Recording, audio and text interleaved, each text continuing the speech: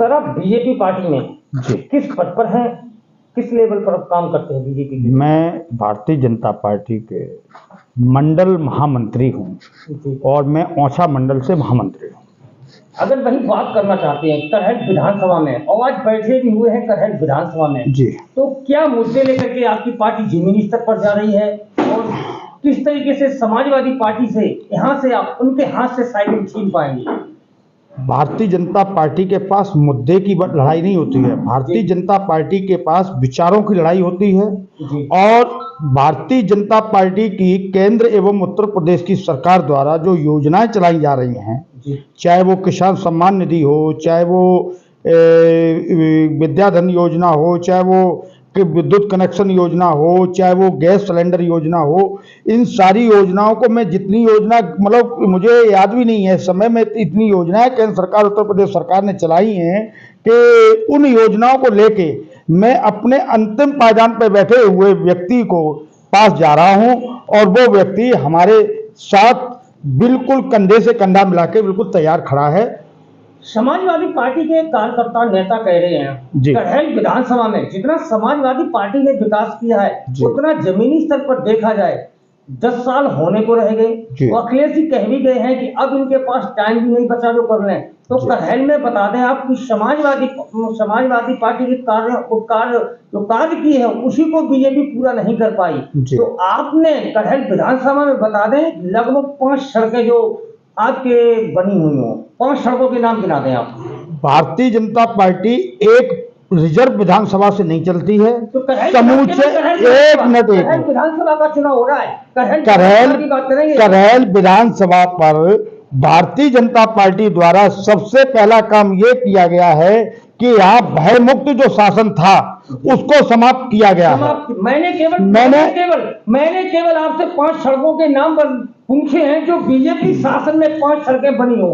केवल मंदिर की बात तो बाद में करेंगे, वो तो बीजेपी ने अच्छा काम किया करहल विधानसभा में, उसके लिए जनता बहुत धन्यवाद दे रही है। लेकिन सड़कों के नाम बता दे 5 जो करहल विधानसभा में बनी हो, नई सड़कें बनी हो 10 साल में। भारतीय जनता पार्टी ने करहल विधानसभा में सड़कों पर तमाम काम किए हैं। क्या 5 सड़कों के नाम बता दें। इन नामों की अगर हम चर्चा करेंगे, इन नामों की चर्चा करेंगे तो इतना लंबा विकास है कि सुबह से शाम तक नहीं कर पाएंगे। आप मुद्दे पे आइए। सड़कों से विकास नहीं है, सड़कों से विकास नहीं है, सड़कों से विकास नहीं है। विकास इस बात से है कि मेरा व्यक्ति अगर व्यापार करके कहीं धंधा करके आया है और वो सुरक्षित शाम को घर पहुंच जाए, हमारी बहन बेटी अगर कहीं से रात बिरात आ रही है, जेवरात वगैरह पहने हैं, वो सुरक्षित घर पहुंच जाए, ये मेन मुद्दा है। मेन मुद्दा ये नहीं है सड़क बनवा दी और बदमाश लूट ले गए और भाग गए। और वैसे भी सड़कें सुनिए, सड़कें अगर बनी हुई हैं, सपा सरकार कह रही है कि उन्होंने बनवाई है, सपा सरकार ने अपने घर से नहीं बनवाई है, वो भी सरकार की योजना के तहत बनवाई है। अगर उन्होंने अपने घर से नहीं बनवाई तो बीजेपी भी तो अपने कार्यकाल में करहल विधानसभा में कहीं तो सड़कें बनवा सकती थी। भाई साहब हम सड़कों पे नहीं जा रहे, मुझे यहाँ गुंडागर्दी भयमुक्त शासन लाना था और उस पर हम काम कर रहे हैं। और यहाँ सबसे सुनिए, मेरे से सुनिए, भयमुक्त का ही मुद्दा बनते चले। बिल्कुल बिल्कुल गरीब तबके व्यक्ति का, मध्य वर्ग का व्यक्ति सिर्फ इसी भयमुक्त की वजह से भाजपा के साथ है।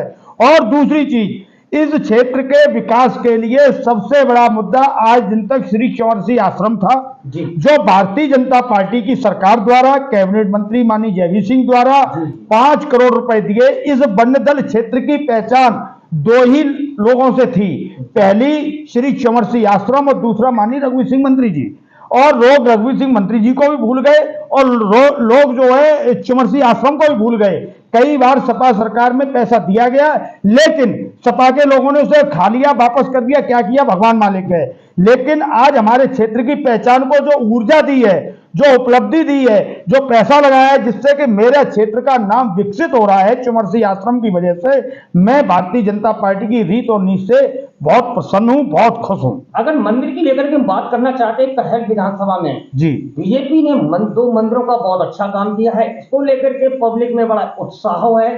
लेकिन बीजेपी भी 2 मंदिरों के नाम से लेकर के जनता के बीच जा रही है, जैसा कि आपने कहा औसा चंवर सिंह मंदिर को भी बनाया है और पब्लिक के बीच में लेके जा रहे हैं। कहीं ऐसा ना हो अयोध्या में तो बहुत बड़ा भव्य हुआ था, लेकिन उसके बाद परिणाम क्या हुआ? कहीं ऐसा तो नहीं आप मुद्दे लेकर के मंदिर वाले जमीनी स्तर पर जाएं तो कोई अयोध्या जैसा तो हाल नहीं होने वाला? ये मुद्दा नहीं है, चुमरसी मंदिर मुद्दा नहीं है, सरकार ने विकास किया वो उसकी बात है, इसे मुद्दा मत बनाइए। और मुद्दा वो होता है जहां कहीं विवाद होता है या जहां से कोई चीज आने वाली होती है। इससे सिर्फ जो आप विकास की बात कर रहे हैं, हमारा क्षेत्र पर्यटन स्थल में जब आ जाएगा तो यहाँ के लोगों को रोजगार अपने आप ऑटोमेटिक मिलेगा, रोजगार से लोगों की व्यवस्था में तब्दीलियां आएंगी। जी ठीक है। वही बात करना चाहते हैं, कटहल विधानसभा में मुख्यमंत्री जी आने वाले हैं, तो ये कितनी तारीख को आएंगे, लगभग कितनी की उनकी सभा में भीड़ होगी? देखिए, ये प्रदेश नेतृत्व तय करता है हमारे यहाँ।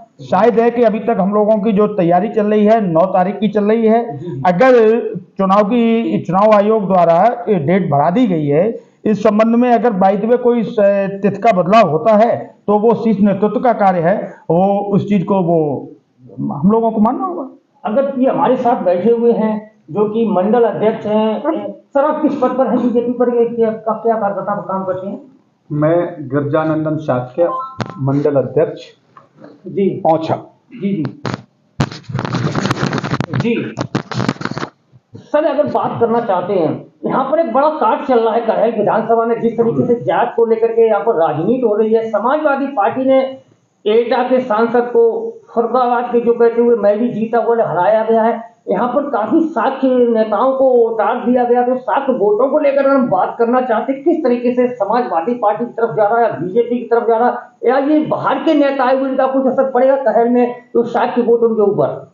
मैं आपको सीधे शब्दों में बता दूं, बाहर के आए हुए किसी भी नेता, किसी भी पदाधिकारी का यहाँ की पब्लिक पे कोई प्रभाव नहीं पड़ेगा। वो इसलिए कि हमारे एटा के सांसद श्री देवेश शाक्य जी, जिनके पुत्र को अभी कुछ दिन पहले इटावा में सपा के ही कुछ पदाधिकारी या कार्यकर्ताओं द्वारा उनकी मारपीट की गई है, ये सबके जहन में है। सपा की नीति और रीति बिल्कुल अलग तरह की है, दिखावे में कुछ और करते हैं और अंदर से कुछ और करते हैं। शाक्य समाज का प्रत्येक व्यक्ति, प्रत्येक मतदाता भाजपा के साथ जुड़ा है और भाजपा को ही हर हाल में वोट करेगा। उसका सीधा सा कारण यह है कि शाक्य समाज को भाजपा ने बहुत कुछ दिया है। हमारे प्रेम सिंह जी शाक्य लोकसभा मैनपुरी लड़े, चुनाव हार गए, उसके बाद उन्हें पैक्स का चेयरमैन बनाया। डिप्टी सीएम श्री केशव प्रसाद मौर्य जी चुनाव लड़े, चुनाव हार गए, उसके बावजूद भी उन्हें उप मुख्यमंत्री उत्तर प्रदेश बनाया। श्री नायब सिंह सैनी जी जो हरियाणा के समय मुख्यमंत्री हैं, ये सब कुछ भाजपा की ही देन है।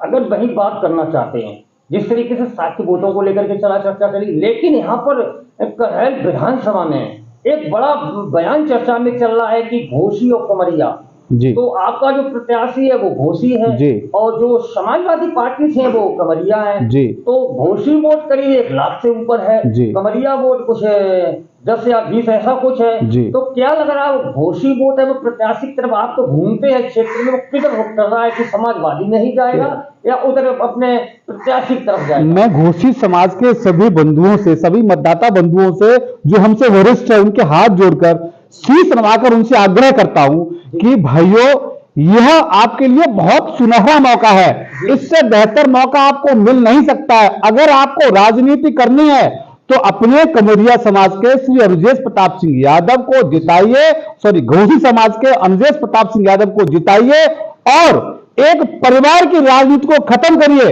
अगर एक परिवार की राजनीति खत्म नहीं होती है तो मैनपुरी में किसी अन्य घोसी समाज के व्यक्ति को कभी मौका नहीं मिलेगा। अगर वही बात करना चाहते, पब्लिक में एक मैसेज और भी चल रहा है कि अगर अनुजेश प्रताप और बबलू बीजेपी से जीतते हैं तो बताया जा रहा है कि वो कैबिनेट में उनको दर्जा मिलेगा। जिस तरीके से कैबिनेट मंत्री ने कई बार अपनी मीटिंगों में कहा कि यहाँ के प्रत्याशी को जिताइए, मैं उनको वहां पर अच्छा विभाग दिलाऊंगा, तो क्या ऐसा लग रहा है अब जनता को गुमराह करने वाली? इसमें कतई कोई शक नहीं है।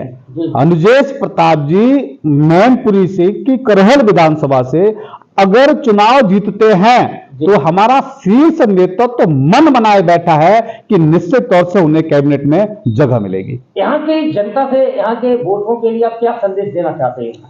सभी मतदाताओं से मैं विनम्र आग्रह करता हूं कि आने वाली 20 तारीख को मतदान करिए, भाजपा के पक्ष में मतदान करिए।